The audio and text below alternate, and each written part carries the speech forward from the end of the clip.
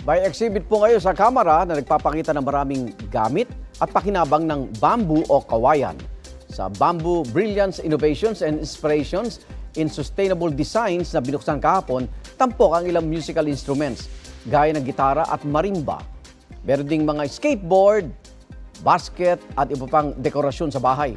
Nakadisplay rin ang mga upuan at mesa sa eskwelahan na pwedeng higaan ng evacuee sa panahon ng sakuna. Ayon sa DOST Forest Products Research and Development Institute, pinangunahan ni Mrs. Carolina Jimenez ng Carolina Bamboo Garden ang talakayan mula sa pribadong sektor. Hinimok niya ang Kamara na magpasa ng batas para palakasin ang bamboo industry sa bansa. Git niya, magagamit ang mga kawayan para baguhin ang maraming buhay, komunidad at ekonomiya. Bukas ang bamboo exhibit hanggang sa Huwebes, December 12.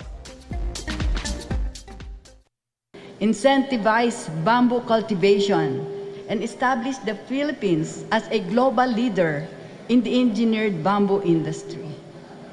With your support, we can create a sustainable supply chain that not only meets global demand, but also uplifts our people and restores our environment. Igan, mauna ka sa mga balita, mag-subscribe na sa GMA Integrated News sa YouTube para sa iba't ibang ulat sa ating bansa.